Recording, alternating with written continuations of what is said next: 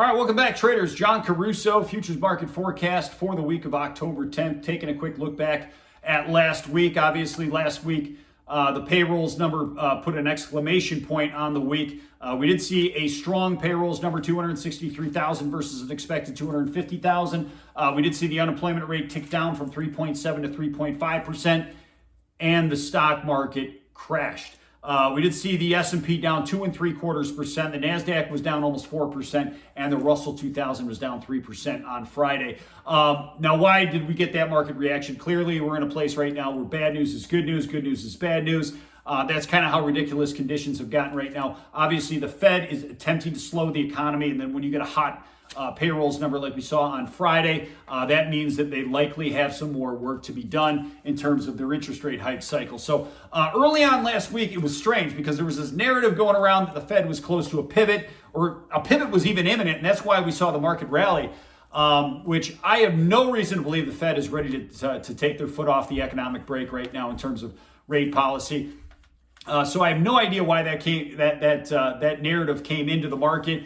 But it really teed up some pretty good shorts into the end of the week. So taking a look at the metals market. The metals market, gold was down 1% on Friday, but actually finished up on the week, up 1.82%. Silver was down 2.68 on Friday, finished up 5 3/4 on the week. And copper, the industrial metal, down 2% on Friday, down 1% for the week. So I get asked the question about gold and silver a lot because obviously we have seen some nice turnarounds on the charts over the last week and a half. Really, the bottom was set, or the near-term bottom, I should say, was set by the actions of the Bank of England when they decided to pivot and revert back to 30 days of quantitative easing. So we did see a low in gold down there around 1622.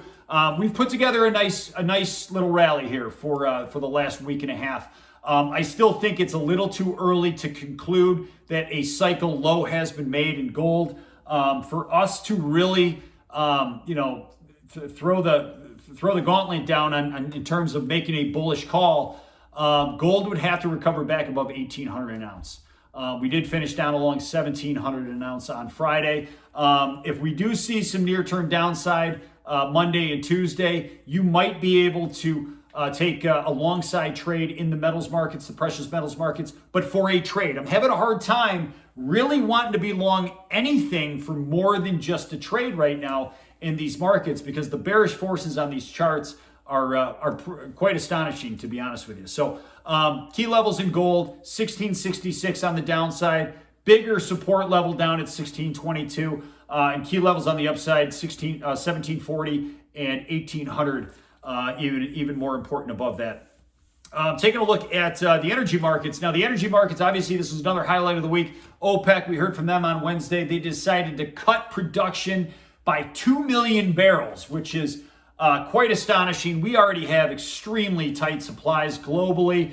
The OPEC comes out and decides to really kind of stick that needle in even further, cutting production by 2 million barrels. OPEC obviously pissed off at the SPR drains by the United States over the last 6 months. Now we have mandates going into place that we have to refill the SPRs up starting after the midterm elections, and OPEC's really sticking it to the United States on that production cut. So what this kind of reminds me of here is, kind of the opposite situation of what happened back in the spring of 2020 when we were going into the pandemic, where we actually saw all kinds of demand destruction. Obviously, economies were shutting down all over the globe, and OPEC decided to raise production, which makes fundamentally absolutely no sense. That took oil prices negative $40 a barrel. So what I'm asking myself right now, we have essentially the opposite going on right now in energy.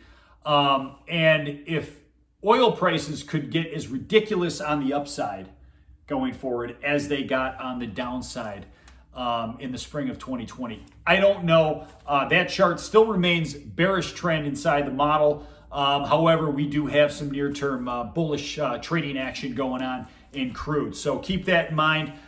Taking a look at 10-year yields. 10-year yields up 17 basis points on the week. Obviously, the strong jobs number says more interest rate hikes are going to come. So bond yields chase that action higher.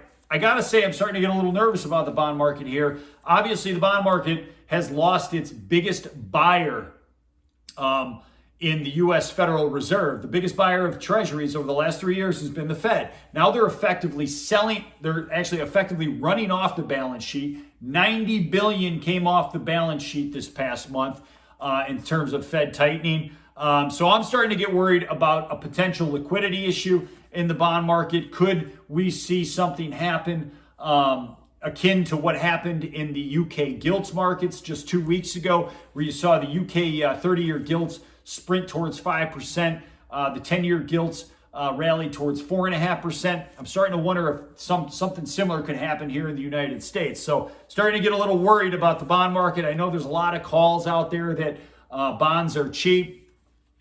There is value in bonds. I agree 100%.